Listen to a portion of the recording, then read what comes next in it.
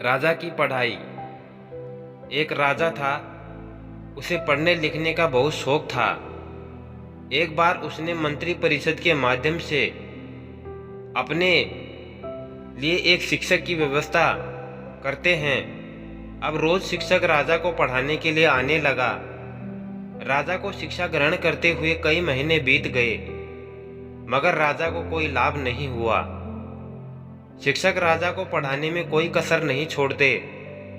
उन्होंने खूब मेहनत की, लेकिन राजा को उस शिक्षा का कोई फायदा नहीं हो रहा था।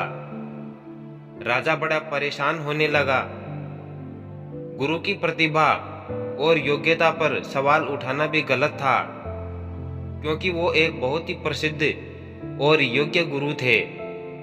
आखिर में एक दिन रानी ने राजा को सलाह दी कि राजन, आप इस सवाल का जवाब गुरुजी से ही पूछकर देखिए।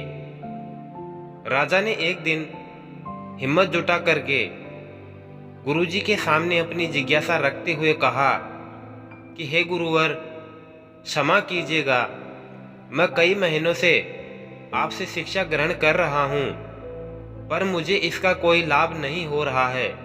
ऐसा क्यों? गुरुजी ने बड़े ही शांत स्वर में राजा को जवाब दिया, राजन, इसका कारण बहुत ही सीधा सा है। गुरुवर, कृपा करके आप शीघ्र ही इस प्रश्न का उत्तर दीजिए। राजा ने गुरु से विनती की तो गुरुजी ने कहा, राजन, बात बहुत छोटी सी है, परंतु आप अपने बड़े होने के अहंकार के कारण इसे समझ नहीं पा रहे हैं और परेशान और दुखी हैं। माना कि आप एक बहुत बड़े राजा हैं, आप हर दृष्टि से मुझसे पद और प्रतिष्ठा में बड़े हैं, परंतु यहाँ पर आपका और मेरा रिश्ता एक गुरु और शिष्य का है, और मेरा आपका गुरु होने के नाते मेरा स्थान आपसे उच्च होना चाहिए, परंतु आप स्वयं ऊंचे सिंहासन पर बैठते हैं और मुझे अपने से नीचे के आसन पर बैठाते हैं। बस यही एक कारण है जिससे आपको न तो कोई शिक्षा प्राप्त हो रही है और न ही कोई ज्ञान मिल रहा है।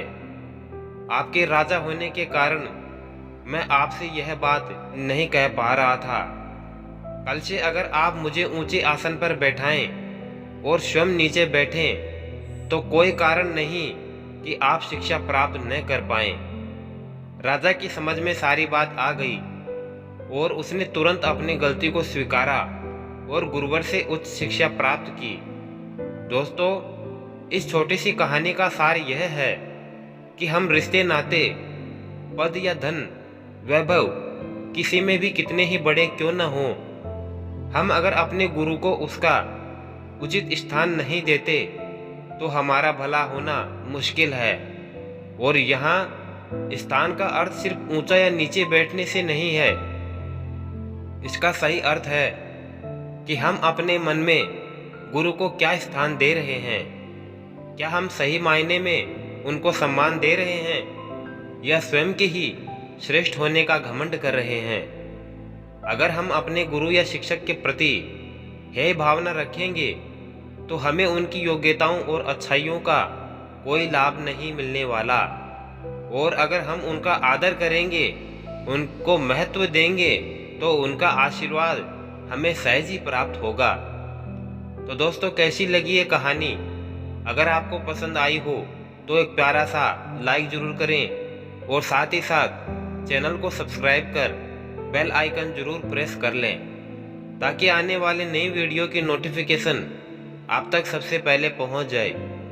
वीडियो को अंत तक देखने के लिए आपका दिल से बहुत बहुत धन्यवाद। जय श्री श्याम।